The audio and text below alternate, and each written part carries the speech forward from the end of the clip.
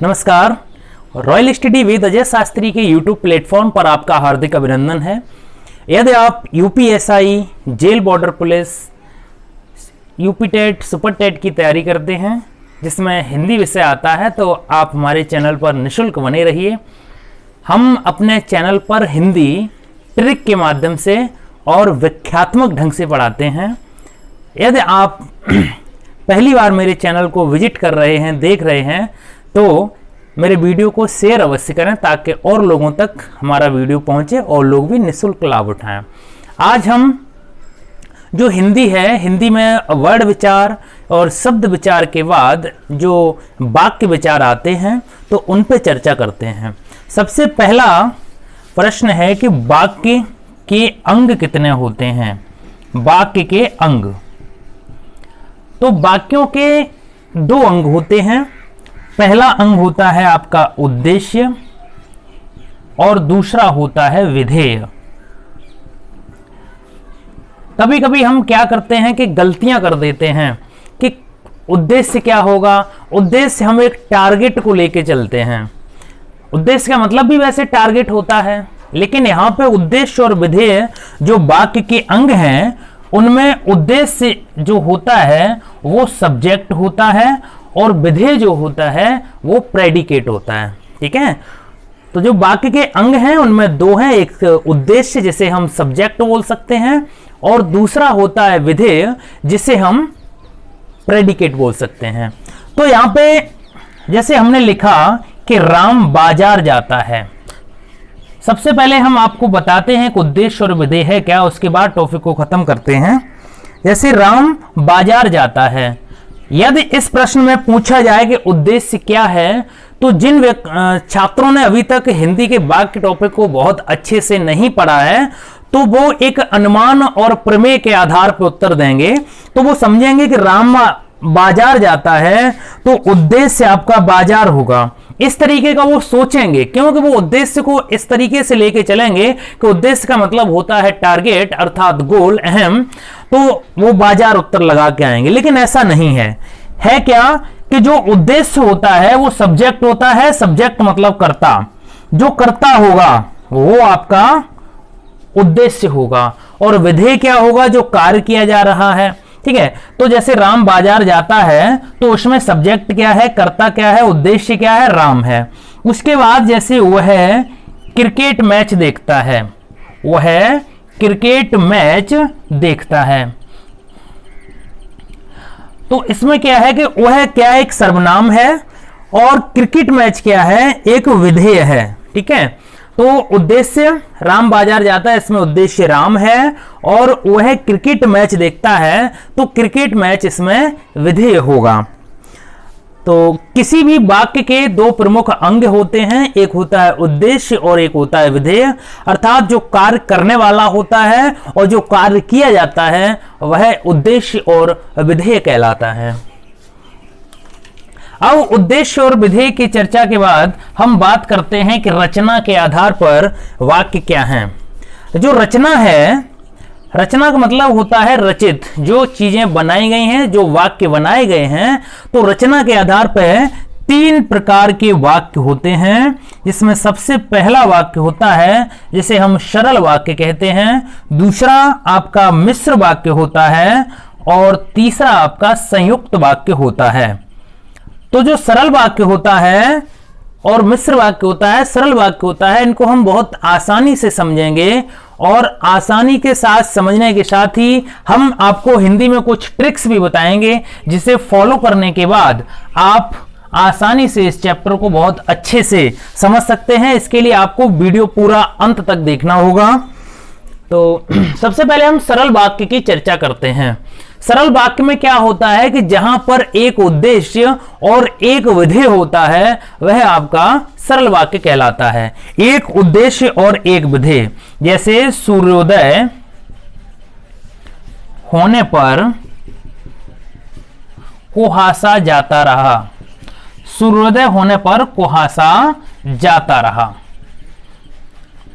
तो जहां पर एक सिंपल जो साधारण वाक्य होता है, सरल वाक्य होता है जिसमें एक उद्देश्य है। उद्देश्य क्या है कि सूर्योदय होने पर, मतलब क्या होने पर क्या हुआ, तो सूर्योदय होने पर कुहासा जाता रहा, तो ये आपका एक उद्देश्य और एक विधेय है, अर्थात ये सरल वाक्य है। तो सरल वाक्य क्या होता है, जिसमें एक उद्देश्य होता है और एक विधेय होता है और उनमें कोई भी साथ का शब्द नहीं जोड़ा जाता है, जैसे अव्यय वगैरह, और वो आपके सरल वाक्य कहलाते हैं। तो आइए अब सरल वाक्य पे हम चर्चा अच्छे से करते हैं। एक उद्देश्य धन एक विधेय, जहां पे एक उद्देश्य होगा और एक विधेय होगा, वहां पर आपका सरल वाक्य होता है। जैसे वह एक अच्छा लड़का है, ये क्या है, ये सरल वाक्य है, एक उद्देश्य है और एक विधेय है। ठीक है, अब हम मिश्र वाक्य पर चर्चा करते हैं। तो मिश्र वाक्य से आशय ये है कि एक प्रधान वाक्य होता है, प्रधान उपवाक्य होगा, प्रधान उपवाक्य के पीछे एक साथ ही कोई शब्द जुड़ा होगा। जैसे हम एक सरल तरीके समझते हैं कि जैसे अगर मोदी जी जिस तरीके से अपना लेक्चर देते हैं तो वो हाथ उठा के बोलते हैं कि भाइयों, अब तुम्हें लगता है कि भाइयों के बाद वो बहनों ही बोलेंगे, ठीक है ना। तो एक ऐसा प्रधान उपवाक्य जिसके पीछे एक वाक्य डिपेंड होता है, पूर्ण रूप से अधीन होता है, वह आपका मिश्र वाक्य कहलाता है। जैसे एक सेंटेंस है कि उसने पत्र में लिखा। अब क्या है कि उसने पत्र में लिखा क्या है, यह जानने की इच्छा आपके जब दिल में हुई है, तो अब देखो उसने पत्र में लिखा, अब क्या लिखा, ये आपके अंदर जिज्ञासा जब जागृत हुई है जानने की, तो उसने पत्र में लिखा के, अब जो लिखा जा रहा है वो पूर्ण रूप से पहले वाक्य पे डिपेंड है प्रधान उपवाक्य के साथ, कि उसने लिखा के। अब जो किस शब्द आया है वह जोड़ रहा है मिश्र वाक्य को, यानी एक उपवाक्य को जोड़ रहा है, आश्रित वाक्य को जोड़ रहा है कि उसने पत्र में लिखा के, वह कल आ रहा है। अब सेंटेंस पूर्ण हुआ है ऐसे, उसने पत्र में लिखा कि वह कल आ रहा है। पत्र में लिखा एक प्रधान वाक्य उपवाक्य था और इसके आश्रित वाक्य जो था कि वह कल आ रहा है, दोनों को मिलाने के बाद ही हम सही अर्थ पे पहुंच पाए हैं। पढ़ने का अर्थ होता है अर्थ ग्रहण करना, पठनम च अर्थबोधनम, अर्थात पढ़कर जिसका हम अर्थ ग्रहण कर सकते हैं वही पढ़ना होता है। तो मिश्र वाक्य को आपको अच्छे से समझ में आया होगा। मिश्र वाक्य का जो, अब देखिए मिश्र वाक्य में क्या है, हम यहां पे सूर्योदय होने पर कुहासा जाता रहा, तो इसका मिश्र वाक्य बनाते हैं। ठीक है, हमने यहां पे लिखा कि जैसे ही सूर्योदय हुआ, जैसे ही सूर्योदय हुआ। अब आपके दिमाग में एक विचार आया कि फिर क्या हुआ, यानी आपकी जो जिज्ञासा थी वो काफी बढ़ गई कि जैसे ही सूर्योदय हुआ तो हुआ क्या है, यानी एक जैसे ही सूर्योदय हुआ, ये एक प्रधान उपवाक्य है, इसके पीछे एक आश्रित उपवाक्य होगा, आश्रित वाक्य होगा, तो वो पूर्ण करेगा वर्ड को, यानी पद को, और जो वाक्य को पूरा करेगा, तब मिश्र वाक्य होगा। जैसे ही सूर्योदय हुआ, क्या होने पे क्या हुआ, अब उत्तर मिलेगा जैसे ही सूर्योदय हुआ वैसे ही कुहासा जाता रहा। एक काम होने के साथ दूसरा होता है, कुहासा जाता रहा। ठीक है, जैसे जैसे ही सूर्योदय हुआ, यानी क्या होने पे क्या हुआ। अब जैसे एक वाक्य है कि मैं जैसे ही विद्यालय पहुंचा, अब मैंने बात खत्म कर दी कि मैं जैसे ही विद्यालय पहुंचा, अब आपके दिमाग में एक विचार आया, एक जिज्ञासा जागृत हुई कि स्कूल में पहुंचने पे हुआ क्या है, उस अर्थ को आपको जानना है। उस अर्थ को जानने की जो जिज्ञासा आपके हृदय में प्रकट हुई है, अब उसको हम शांत करते हैं कि जैसे ही वह विद्यालय पहुंचा वैसे ही बारिश होने लगी, उसके विद्यालय पहुंचते ही बारिश होने लगी। ठीक है, यानी हमने बोला कि उसके विद्यालय पहुंचते ही, अब सेंटेंस खत्म नहीं हुआ है, ठीक है, बारिश होने लगी। जैसे ही वह विद्यालय पहुंचा वैसे ही बारिश होने लगी। ठीक है, इस तरीके के जो प्रश्न आएंगे, एक प्रधान उपवाक्य होगा और उसके पीछे एक आश्रित वाक्य जुड़ा होगा, वो आपका मिश्र वाक्य कहलाएगा। हम काफी उदाहरणों के माध्यम से और साथ ही साथ ट्रिक्स भी अभी हम यूज कर रहे हैं, आप समझने का प्रयास करें। उसके बाद है एक संयुक्त वाक्य है। संयुक्त वाक्य क्या है कि संयुक्त वाक्य में जहां एक से अधिक सरल वाक्य होंगे, एक से अधिक जहां सरल वाक्य होंगे वहां पर आपका संयुक्त वाक्य होगा। लेकिन बात यहां पे खत्म नहीं हो रही है। संयुक्त वाक्य से आशय है जहां पर एक वाक्य सरल होगा और वहां पर एक कोई उसके बीच में, ठीक है, एक सरल वाक्य होगा और उसे जोड़ने के लिए साथ में एक अव्यय शब्द हम कह सकते हैं जोड़ा जाएगा और एक और सरल वाक्य होगा। अर्थात जहां पर एक से अधिक सरल वाक्य होते हैं, ठीक है, सरल वाक्य धन सरल वाक्य, ठीक है, एक से अधिक सरल वाक्य होंगे और उन्हें जोड़ने के लिए कोई एक अव्यय शब्द बीच में प्रयुक्त कर दिया जाएगा, वहां पर आपका संयुक्त वाक्य कहलाएगा। ठीक है, जैसे एक वाक्य सरल है और एक और सरल वाक्य जोड़ दिया। जैसे हमने लिखा सूर्योदय हुआ, ठीक है, हम यहां से बना रहे हैं, एक सेंटेंस आपको बनाना भी सिखा रहे हैं। सूर्योदय हुआ, ठीक है। अब देखो सूर्योदय हुआ ये एक सरल वाक्य हो गया, होना क्या है, विधेय हो गया। सूर्योदय हुआ और कुहासा जाता रहा।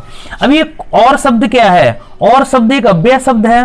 सूर्योदय हुआ और कुहासा जाता रहा। सूर्योदय हुआ और कुहासा जाता रहा। अब हमने समझा कि यहां पे ये सरल वाक्य था। सरल वाक्य में क्या है कि सूर्योदय होने पर कुहासा जाता रहा। ठीक है, अब ये पर शब्द है, ये एक सरल वाक्य नहीं बना है। जैसे यदि आप आगे देखेंगे कि सूर्योदय, ये पर शब्द हम एक ट्रिक में देंगे आपको। अभी हम आपको ट्रिक बताएंगे कैसे आपको पसंद करना है, कि तुरंत कैसे पहचानना है। ठीक है, अभी तक तो ये अच्छे से समझ में आया होगा कि सूर्योदय होने पर कुहासा जाता रहा एक सरल वाक्य पूरा है। लेकिन क्या है कि जैसे हम कहते हैं कि वह धनी है, पर लोग ऐसा नहीं मानते। वह धनी है ये एक सरल वाक्य हो गया, पर शब्द क्या है, एक अव्यय है। लेकिन यहां पे अव्यय का महत्व तो नहीं है, क्योंकि सूर्योदय होने पर कुहासा जाता रहा है तो पूरा एक सरल वाक्य है। ठीक है, जैसे हमने कहा कि मैंने एक घायल हिरण देखा, मैंने एक घायल हिरण देखा, तो ये सरल वाक्य है। मैंने एक घायल हिरण देखा क्या है, सरल वाक्य। अब हम इससे मिश्र वाक्य बनाते हैं। मैंने एक हिरण देखा, ठीक है, अब मैंने एक हिरण देखा जो घायल था। मैंने एक हिरण देखा जो घायल था। इस तरीके से मिश्र वाक्य बन सकते हैं। अब आइए हम ट्रिक पे चर्चा करते हैं। सरल वाक्य क्या है, एक उद्देश्य और एक विधेय होगा, इसकी कोई ट्रिक नहीं है, सीधा सा आपको पहचानना है। कोई अव्यय शब्द या कोई भी शब्द बीच में जोड़ने के लिए नहीं आएंगे। अब हम मिश्र वाक्य पर चर्चा करते हैं। आप इनको ट्रिक को आराम से स्क्रीनशॉट ले सकते हैं। ठीक है, स्क्रीनशॉट लेने के साथ आप लिख भी सकते हैं, और यदि आप चाहते हैं कि इसकी पीडीएफ आपको मिले तो आप हमारे टेलीग्राम चैनल को ज्वाइन कर लीजिए। डिस्क्रिप्शन बॉक्स में आपको एक लिंक मिलेगा जहां से आप सीधे टेलीग्राम चैनल पर पहुंचेंगे, जहां आपको इन सभी जो हम वीडियो बनाते हैं इनके पीडीएफ आपको हस्तलिखित मिलेंगे, और साथ ही साथ करंट अफेयर्स की स्पीडी वगैरह सारी बुक्स आपको वहां पर अवेलेबल मुफ्त में मिलती हैं। तो आइए मिश्र वाक्य की ट्रिक देखते हैं। देखिए, प्रधान वाक्य के साथ एक आश्रित उपवाक्य होगा, और इन्हें मिलाने वाले जो शब्द होंगे ये आपके युक्तियों का काम करेंगे, अर्थात ट्रिक का कार्य करेंगे। जैसे जो युक्ति है, जैसे मैंने लिखा कि जो वह जितना उतना जैसे वैसे जब तब जहां वहां अगर, ऐसे शब्द जहां पर जिस वाक्य में दिए होंगे वो आपका मिश्र वाक्य होगा। ये आपकी युक्ति है, यही आपकी ट्रिक है। आपको सिर्फ इतने से वर्ड याद करने हैं, मिलाने वाले वर्ड। जैसे कि, जैसे मैंने बोला कि उसने जाते हुए कहा, क्या कहा, कि अब वह लौट के नहीं आएगा। तो के शब्द जो यहां पर भी आएगा और एक प्रधान उपवाक्य के साथ एक मिश्रित आश्रित उपवाक्य जुड़ा होगा, वह आपका मिश्र वाक्य कहलाएगा। ठीक है, जो वह है, अभी मैंने बोला था मैंने एक हिरण देखा जो घायल था, तो जो का मैंने वह एक घायल हिरण देखा जो वह घायल था। ठीक है, तो जो का भी प्रयोग हो गया। जितना, ठीक है, उतना ही कमाओ। अब आपके दिमाग में आया होगा कि कितना, ठीक है, जितना मतलब उतना ही कमाओ जितना खर्च कर सको। तो ये क्या है, ये मिश्र वाक्य है। उसके बाद क्या है, जैसे, जैसे ही मैंने बाइक चालू की वैसे ही मैं गिर पड़ा। जैसे वैसे मतलब एक प्रधान वाक्य के साथ एक आश्रित वाक्य जुड़ा होगा, वहां पे मिश्र वाक्य होगा। वहां मैं जैसे ही पहुंचा वैसे ही वहां ऐसा हुआ। ठीक है, इस तरीके के वाक्य अगर आएंगे, यदि, ठीक है, मैं सोचता हूं, क्या सोचता हूं, यदि आप मेरे साथ रहें तो हम कुछ भी काम कर सकते हैं। तो ये क्या है, मिश्र वाक्य है। उम्मीद है आपको ये चीजें स्पष्ट रूप से समझ में आई होंगी, जैसे इन चीजों को आप अच्छे से करके मिश्र वाक्यों को सही से पहचान सकते हैं। अब हम बात करते हैं संयुक्त वाक्य की। संयुक्त वाक्य को जोड़ने वाले दो शब्द होंगे, जैसे एक सरल वाक्य होगा और उसे एक बीच में अव्यय शब्द होगा और एक और सरल वाक्य होगा, अर्थात जहां एक से अधिक, दो नहीं, मतलब जरूरी नहीं दो हों, एक से अधिक जहां पे सरल वाक्य होंगे और उनको जोड़ने के लिए एक अव्यय शब्द का प्रयोग किया जाएगा और वहां पर आपका संयुक्त वाक्य होगा। संयुक्त का मतलब ही होता है जुड़ा हुआ, ठीक है। तो हम देखते हैं कि सरल वाक्य जहां पर एक से अधिक सरल वाक्य होंगे और उन्हें जोड़ने के लिए एक अव्यय शब्द बीच में होगा। जैसे जोड़ने वाले शब्द हैं, इनको हम युक्ति अर्थात ट्रिक का नाम दे सकते हैं। जैसे हमने लिखा और, एवं, तथा, या, अथवा, इसलिए, फिर भी, किंतु, परंतु, लेकिन, पर, अतः, तो, नहीं तो, इस तरीके के जहां पर शब्द आएंगे वो आपका संयुक्त वाक्य होगा। अब जैसे हम देखते हैं कि खाना खा लो और आराम कर लो। अब जैसे खाना खा लो क्या है, एक सरल वाक्य हो गया, और आराम कर लो, और शब्द क्या है, एक अव्यय शब्द है, और आराम कर लो क्या है, एक सरल वाक्य है। जहां पर एक से अधिक सरल वाक्य हुए और उनको जोड़ने के लिए बीच में एक अव्यय शब्द आया, वो आपका संयुक्त वाक्य कहलाएगा। अब हम देखते हैं एवं, ठीक है। तुम ऐसा काम कर लो, अब हम जा रहे हैं एवं तुम चले आना, ठीक है, इस तरीके के शब्द। अथवा शब्द, ठीक है, जैसे बहुत सारे शब्दों में पैसा साध्य नहीं किंतु साधन है, ठीक है। जहां पर एक सरल वाक्य को जोड़ने के लिए एक सरल वाक्य होगा और एक अव्यय वाक्य होगा, उसके बाद सरल वाक्य होगा, अर्थात एक से अधिक जहां पर सरल वाक्य होंगे और उन्हें जोड़ने के लिए अव्यय शब्द का प्रयोग किया जाएगा बीच में, वो आपके क्या होंगे, मिश्र वाक्य होंगे, संयुक्त वाक्य होंगे। अब आइए कुछ चर्चा करते हैं शब्दों पर। जैसे यहां पे उदाहरण लिखे हुए हैं कि लड़के ने अपना दोष मान लिया है। लड़के ने अपना दोष मान लिया है, तो ये क्या है, ये सरल वाक्य है, क्योंकि इसमें ना कोई जोड़ने वाले शब्द हैं, ना कोई एक प्रधान वाक्य है, और ना ही उपवाक्य है, और ना ही आश्रित वाक्य, क्योंकि लड़के ने अपना दोष खुद मान लिया है, ठीक है। तो ये क्या है, ये आपका सरल वाक्य होता है कि लड़के ने अपना दोष मान लिया है। अब इससे हम मिश्र वाक्य भी बना सकते हैं। कैसे बनाएंगे, लड़के ने माना कि, लड़के ने माना कि, अब आपको जिज्ञासा हुई कि क्या, लड़के ने माना कि दोष उसका है, ठीक है, इससे हम मिश्र वाक्य भी बना सकते हैं। राम मुझसे घर आने को कहता है, ठीक है, राम मुझसे घर आने को कहता है, तो ये क्या है, राम मुझसे घर आने को कहता है, इसमें कोई ना प्रधान वाक्य है ना उपवाक्य, एक सिंपल सा वाक्य है, सरल वाक्य है। अब इससे हम मिश्र भी बना सकते हैं। राम मुझसे कहता है कि मेरे घर आओ, तो ये क्या है, मिश्र वाक्य बन गया। मैं चाहता हूं, ये आपका दूसरा मिश्र वाक्य है। अब यहां पे लिखा है कि मैं चाहता हूं कि, अच्छा मैं क्या चाहता हूं, मैं चाहता हूं कि, अब आपके अंदर जिज्ञासा हुई कि इसका कोई और आश्रित वाक्य होगा तब सेंटेंस क्लियर होगा, तब वाक्य क्लियर होगा। जैसे मैं चाहता हूं कि तुम्हारे साथ खेलूं, मैं चाहता हूं कि, अब के शब्द आया, आप ट्रिक पे भी जा सकते हैं, यहाँ पे युक्ति भी पहचान सकते हैं कि किस शब्द आने पर क्या होगा, मिश्र वाक्य होगा, ठीक है।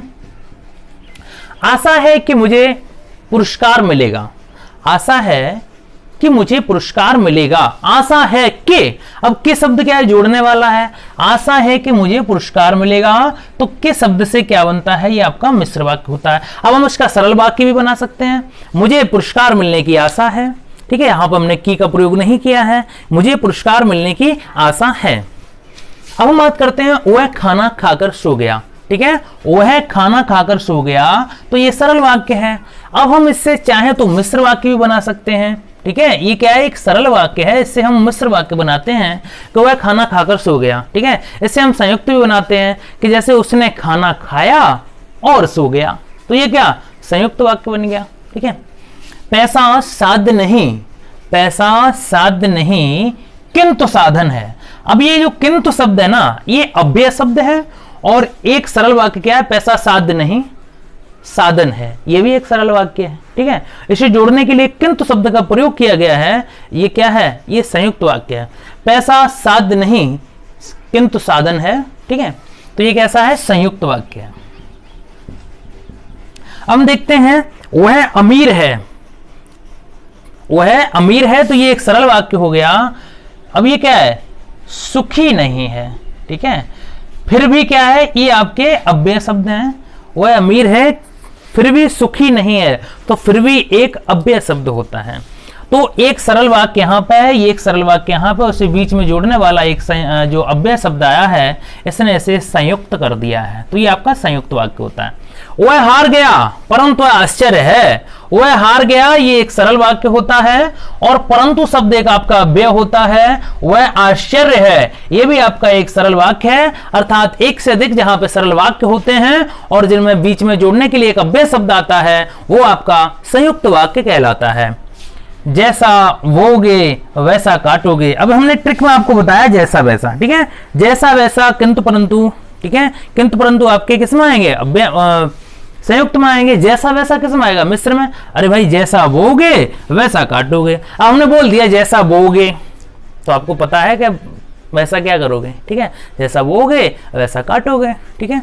उम्मीद है आपको वाक्य विचार बहुत अच्छे से समझ में आए होंगे।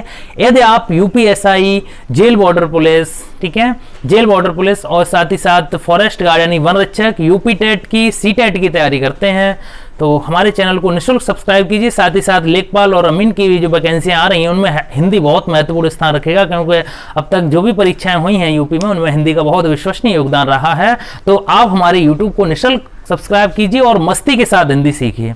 वीडियो देखने के लिए बहुत बहुत धन्यवाद। शुभ दिन।